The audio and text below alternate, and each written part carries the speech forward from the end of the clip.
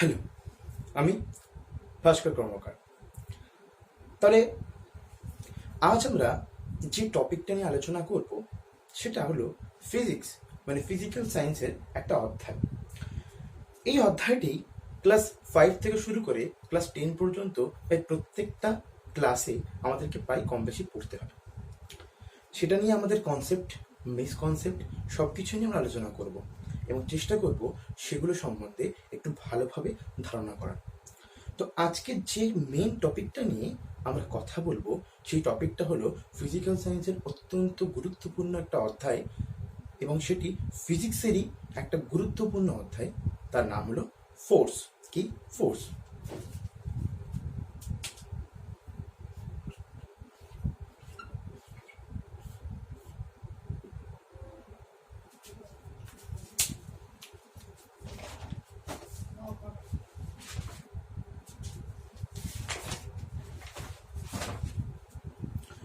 ওকে, তাহলে আমরা কি পড়ছি আজকে?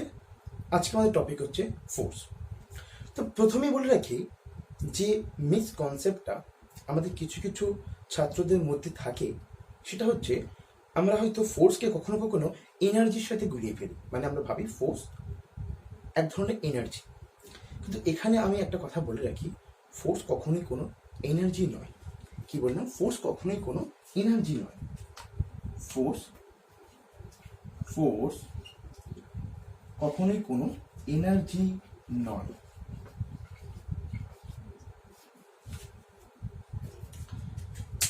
কারণ এনার্জি আমরা যখনই মাপি তখন সেটা একটা স্টেট এর চেঞ্জ হিসাবে মাপি, স্টেটের চেঞ্জ হিসাবে মাপি।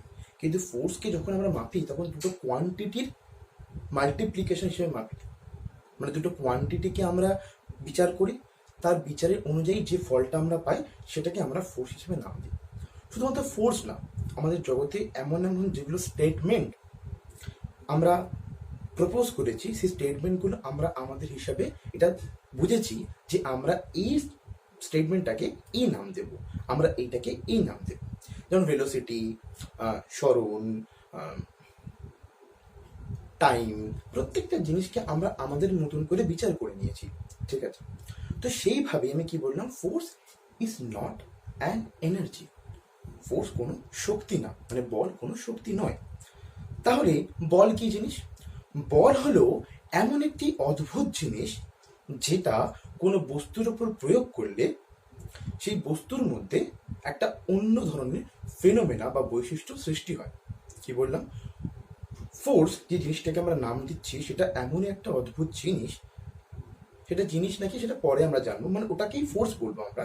এমন একটা অদ্ভুত বিষয় যে বিষয়টার জন্য কোনো একটা বস্তুর ভেতরে কোনো একটা আলাদা ফেনোমেনা বা আলাদা বৈশিষ্ট্য তৈরি হয়।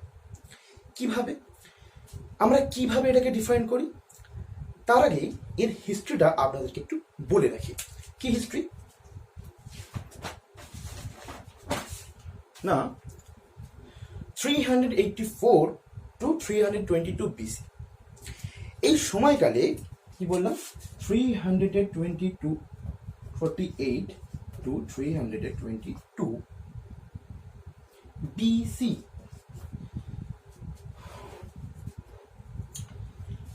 একজন সায়েন্টিস্ট ছিলেন, তার নাম ছিলেন অ্যারিস্টটল। তিনি প্রপোজ করলেন অ্যাবাউট ফোর্স। কি বললেন তিনি? তিনি বললেন যে he said if we applied a force on body it will get a constant velocity। তার মানে আমরা যদি কোনো বডিকে যদি ফোর্স অ্যাপ্লাই করি তাহলে সে একটা কনস্ট্যান্ট ভেলোসিটি প্রাপ্ত করবে। কনস্ট্যান্ট ভেলোসিটি মানে কি? টাইমের রেসপেক্টে তার ডিস্টেন্স মেজার করার যে রেশিওটা সেটা সর্বদাই সেম থাকবে। ভেলোসিটি কি আমরা পরে জানবো। তো আজকের আমাদের টপিকটা ফোর্স যেহেতু, তাহলে এটা একটু বুঝে নাও যে অ্যারিস্টটল বলেছিলেন যে যদি আমরা কোনো বডিকে ফোর্স অ্যাপ্লাই করি তাহলে তারপরে সেই বডিটার মধ্যে একটা কনস্ট্যান্ট ভেলোসিটি ক্রিয়েট হবে। এটা কে বলেছিলেন? না অ্যারিস্টটল। কে বলেছিলেন? না অ্যারিস্টটল।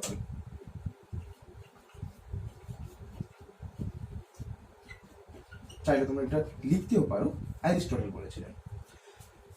তার বহু বছর পরে, প্রায় 564 to 642 AD। এই সময়কালে যে প্রপোজালটা ফোর্স সম্বন্ধে আমরা পাই সেটা কোথা থেকে পাই? না, সেটা আমরা গ্যালিলিও থেকে পাই। কার থেকে পাই? গ্যালিলিও থেকে পাই। তিনি কি বলেছিলেন? তিনি বলেছিলেন force is not required for a body to move with uniform velocity. Force is not required for a body to move with uniform velocity. তারও কিছু কারণ আছে যে গ্যালিলি এরকম প্রপোজ করেছিলেন কেন, তারও কিছু কারণ আছে। কারণ তখনও পর্যন্ত গ্র্যাভিটেশনাল ফিল্ড বা গ্র্যাভিটেশনাল ফোর্স সম্বন্ধে কোনো কিছু আলোচনা হয়নি, বা তখনও পর্যন্ত এটা প্রপোজ হয়নি। এবং তার এই বক্তব্যটা তিনি একটা খুব সুন্দর পরীক্ষার মাধ্যমে প্রুভ করিয়ে দেখিয়েছিলেন। ঠিক আছে, তো সেটা আমরা পরবর্তীকালে কোনো একটা সময় আলোচনা করবো। আজকে মেইন টপিকে নিয়ে কথা বলা যাক।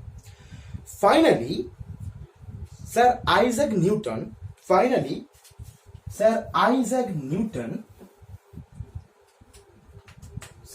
নিউটন কোন সময়কালটা নিয়ে আমরা কথা বলছি? 642 to 727। এই সময়কালটাতে নিউটন সবচেয়ে বেস্ট ফোর্স সম্বন্ধীয় সংজ্ঞাটা আমাদেরকে দিলেন, এবং সেটার ম্যাথমেটিক্যাল ফর্মটাকে রিপ্রেজেন্ট করলেন। কি করলেন তিনি? না শুধু তিনি মাত্র ফোর্স সম্বন্ধে কিছু প্রপোজ করলেন, সেইটাকে ম্যাথমেটিক্যালি প্রুভ করে আমাদেরকে দিলেন। সেটা কি ছিল? না, তিনি বললেন যে ফোর্স এমনই একটা অদ্ভুত জিনিস যাকে কোনো বস্তুকে যদি আমরা অ্যাপ্লাই করি বা দিই, সেই বস্তুটার মধ্যে একটা আলাদা অন্য ফেনোমেনা বা বৈশিষ্ট্য তৈরি হবে।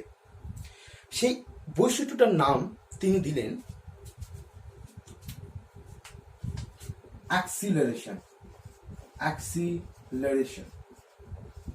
মানে বাংলায় যাকে আমরা বলি ত্বরণ।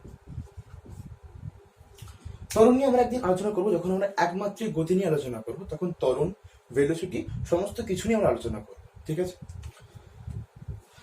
তাহলে অ্যাক্সিলারেশন বা ত্বরণ এটা কখন সৃষ্টি হচ্ছে? না, যখন কোনো বডিকে আমরা একটা জিনিস অ্যাপ্লাই করছি বা দিচ্ছি, তার ফলে ওই বস্তুটার মধ্যে অ্যাক্সিলারেশনটা ফর্ম করছে। আবার কি না, সেই বস্তুটা অবশ্যই কি থাকবে? মাস থাকবে, অবশ্যই করে মাস থাকবে। তাহলে আমরা একটা প্রপোজাল পেলাম যে ফোর্স হচ্ছে এমন একটা জিনিস যেটা কোনো বস্তুকে দিলে সেই বস্তুটার মধ্যে একটা আলাদা বৈশিষ্ট্য ফেনোমেনা তৈরি হয়। কিন্তু এবার কথাটা হচ্ছে এটাকে ম্যাথমেটিক্যালি একটা ফর্মেশন দেয়া, যাতে সেই ফোর্সটাকে আমরা মাপতে পারি বা ফোর্সটাকে আমরা ডিফাইন করতে পারি অ্যাজ আ রেজাল্ট। তো এখানে একটা সুন্দর এক্সাম্পলের মাধ্যমে আমরা সেই জায়গাটায় পৌঁছবো। মানে এই ফিজিক্যালসটা আমরা কিভাবে একে ডিফাইন করব, একটা এক্সাম্পলের সাহায্যে আমরা সেখানে পৌঁছানোর চেষ্টাটা করব। কিভাবে দেখি, দুটো বডি নিলাম। আমরা হয়তো কম বেশি প্রত্যেকে ত্বরণ সম্বন্ধে জানি, তাহলে আমার একটু সুবিধা হবে তোমাদেরকে বোঝাতে। সেটা কি না, এখানে দুটো ব্লক নিয়েছি আমি, দুটো ব্লক। এটা একটা এ ব্লক, এটা একটা বি ব্লক। একে আমি কি ডিফাইন করছি? ফোর্স ডিফাইন করছি। তার মানে আমি এখানে মেনে চলছি যে এখানে আমি ফোর্স নামক কোনো বস্তুটাকে আমি নিয়ে চলে এসেছি, ফোর্স দিচ্ছি আমি এখানে। তাহলে এখানে আমি এফ ফোর্স দিয়েছি। ঠিক আছে, এখানে আমি এফ ফোর্স দিয়েছি। এইবারে ধরে নিই এই বস্তুটা এই ফোর্স দেওয়ার ফলে এখান থেকে 10 মিটার গেছে। আবার একই পরিমাণ ফোর্স বি ব্লকটাকে দেওয়ার ফলে এটা 5 মিটার গিয়েছে। সেটা কেন হতে পারে? অনেক কারণে হতে পারে, কিন্তু আমি একটু ইজি করে দিই যে ব্যাপারটা ডিফাইন করতে আমাদের সুবিধা করবে ফোর্সটাকে। তাহলে দেখো, আমি এ ব্লকটাকে বি ব্লকের থেকে একটু ছোট আকারে রেখেছি। তার মানে আমি এটা বোঝাতে চেয়েছি এ ব্লকের মধ্যে যে পরিমাণ ভর আছে, কি বললাম ভালো করে উচ্চারণ ভালো করে শোনো, এ ব্লকের ভেতরে যে পরিমাণ ভর আছে বি ব্লকে তার তুলনায় অনেক বেশি ভর আছে। তার মানে এটাকে যদি আমি M2 আর এটাকে যদি আমি M1 ধরি, M for represent the mass of the body, M1 and M2 হয়।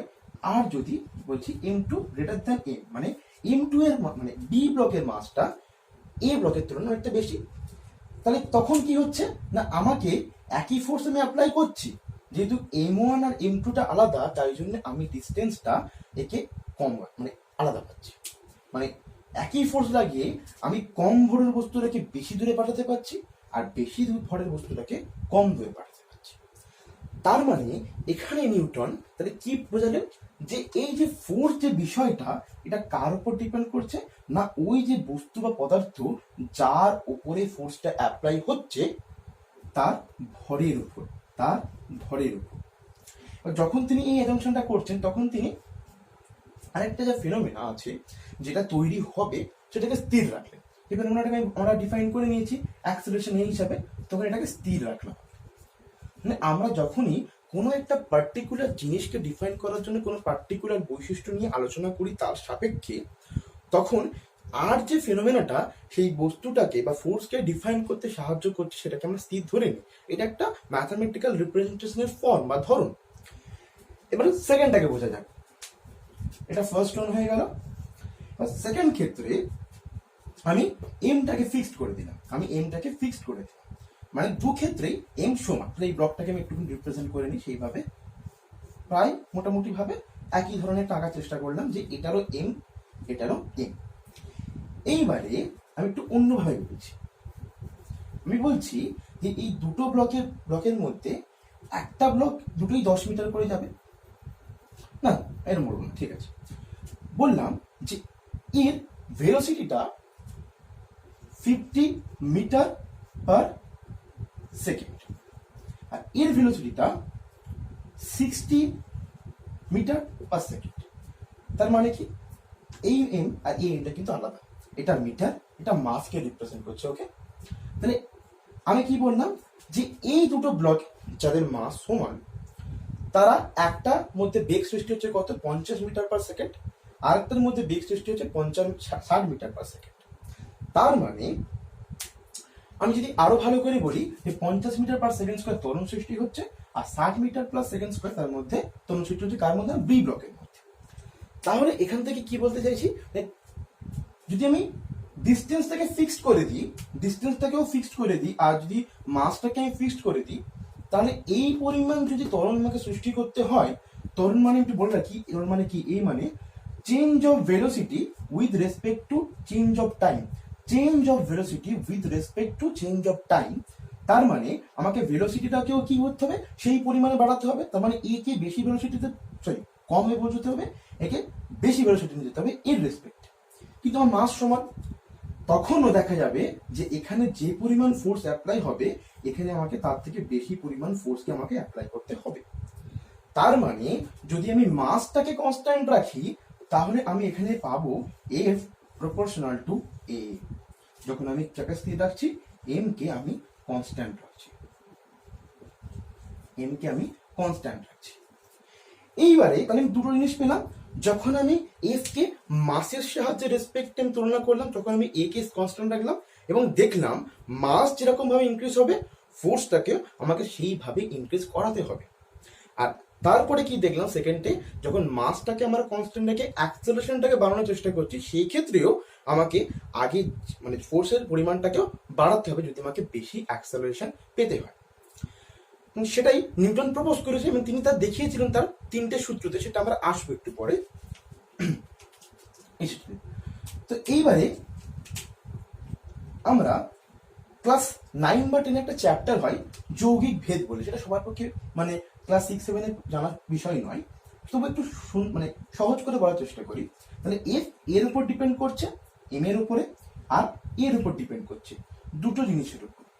এবার যদি এরকম কোনো কন্ডিশন আসে যেই সময়টা এম এবং এ দুটোই পরিবর্তনশীল, এম অ্যান্ড এ দুটোই কি পরিবর্তনশীল, তখন এফটা ডিপেন্ড করছে কার সঙ্গে প্রপোর্শন হয়ে যাচ্ছে, এম ইন্টু এ। যখন এম আর এ দুটোই পরিবর্তনশীল, তখন এফটাকে আমরা মাস এবং অ্যাক্সেলারেশন এই দুটো ফেনোমেনার মাল্টিপ্লিকেশন হিসাবে মাপছি। কি বললাম বুঝে নাও আরেকবার ভালো করে। যখন আমি এফ এর সঙ্গে এম কে তুলনা করছিলাম, তখন আমি এ কে কনস্ট্যান্ট রেখেছিলাম, যখন এফ এর সঙ্গে এ কে তুলনা করেছিলাম, তখন এম কে কনস্ট্যান্ট রেখেছিলাম। কিন্তু যখন এম আর এ কে আমি পরিবর্তনশীল হিসেবে দাবি করছি, তখন আমি এফ কে এম আর এর মাল্টিপ্লিকেশন হিসাবে প্রপোজ করলাম। এটাই আইনস্টাইন আমাদেরকে দেখিয়েছিলেন। ওকে, কি বললাম বোঝা গেল? তাহলে এফ ইজ ইকুয়াল, তাহলে এখান থেকে আমরা সূত্র পেলাম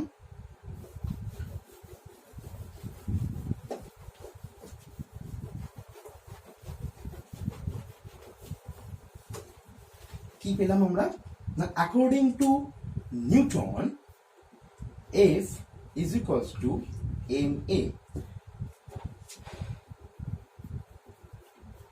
আমি এটা ভেবেই চলছি, কারণ একটা কথা বলে রাখি, যখন এফ প্রপোর্শনাল টু এম এ থেকে যখন এম ইকুয়ালস টু এম এ হয়, তখন তার সামনে একটা কে ধ্রুবক আসা উচিত, যেটা সম্বন্ধে সবাই বুঝতে পারবে না। ক্লাস 9-10 যারা তারা হয়তো বুঝতে পারবে, বাট 5-6 যারা আছে তাদের ক্ষেত্রে বোঝা একটু টাফ হতে পারে, কারণ কে হচ্ছে একটা প্রপোর্শনালি কনস্ট্যান্ট বলা হয়, একে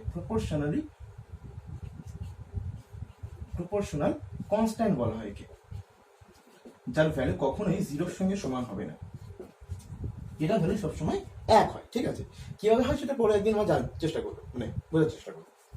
আচ্ছা, তাহলে আমি এখন ধরে চলি যে F is equals to M A. তাহলে এটাই সেই ল যেটা নিউটন আমাদেরকে দিয়েছিলেন, ম্যাথমেটিক্যালি প্রুভ করেছেন, F is equals to M A. তাহলে ফোর্স আমরা কি বুঝতে পারলাম? তাহলে ফোর্স হচ্ছে সেই জিনিসটা যেটা কোনো বডিকে দিলে বা কোনো বস্তুকে যদি অ্যাপ্লাই করি, তাহলে তার মধ্যে একটা অন্য ফেনোমেনা বা বৈশিষ্ট্য অ্যাক্সেলারেশন তৈরি হচ্ছে। কি বললাম বোঝা গেল? যে ফোর্স হচ্ছে এমন একটা বস্তু, যদি আমরা সেটা কোনো বস্তুকে বা বডিকে দিই, তাহলে তার মধ্যে একটা আলাদা ফেনোমেনা তৈরি হবে, যার নাম বলছি আমরা অ্যাক্সেলারেশন। আর সেই মাসের বডিটা, মানে বডির যে মাসটা, তার সঙ্গে সেই যে ফেনোমেনাটাকে যদি আমরা গুণ করি, তাহলেই আমরা এই ফোর্স নামক বস্তুটাকে পাবো বা তার মানটা বের করতে পারবো। সেই জন্যই আমি বলেছিলাম force is not an energy, force is not an energy. কারণ এনার্জিকে আমরা কিভাবে ডিফাইন করতে পারি? যেমন ধরো এনার্জি মানে তখন এই যে ধরো আমি কথা বলছি এই মাইক্রোফোনের মাধ্যমে, তোমরা উপরে বসে ইউটিউব মানে ফোনের উপরে বা ল্যাপটপের উপরে বসে যে আমার ভয়েসটাকে শুনতে পাচ্ছ, সেটা কি এক ধরনের এনার্জি স্টেটে চেঞ্জ হচ্ছে। তো আমরা যখনই কোনো এনার্জি স্টেট চেঞ্জ হয়, তখনই আমরা সেই এনার্জিটাকে মাপতে পারি বা বুঝতে পারি বা পাই। কিন্তু ফোর্স হচ্ছে একটা অ্যাকচুয়াল বিষয়, যে বিষয়টাকে আমরা দুটি বস্তুর মাল্টিপ্লিকেশন হিসাবে পাচ্ছি। সেই জন্যই force is not an energy. Okay, আজকের ভিডিওতে এই পর্যন্তই। এর পরের ভিডিওতে আমরা জানবো যে নিউটনের যে 3টে সূত্রের মাধ্যমে নিউটন এই যে ফোর্স ব্যাপারটাকে কিভাবে ডিফাইন করেছেন, কিভাবে তিনি এই সূত্রটাকে সিম্পলিফাই করে প্রত্যেকটা বস্তুর মধ্যে এই যে আধারটাকে বুঝিয়ে ফুটিয়ে তুলেছেন, সেটাকে আমরা আস্তে আস্তে জানবো। থ্যাংক ইউ, অ্যান্ড এরকমই ভিডিও পাওয়ার জন্য আমার চ্যানেল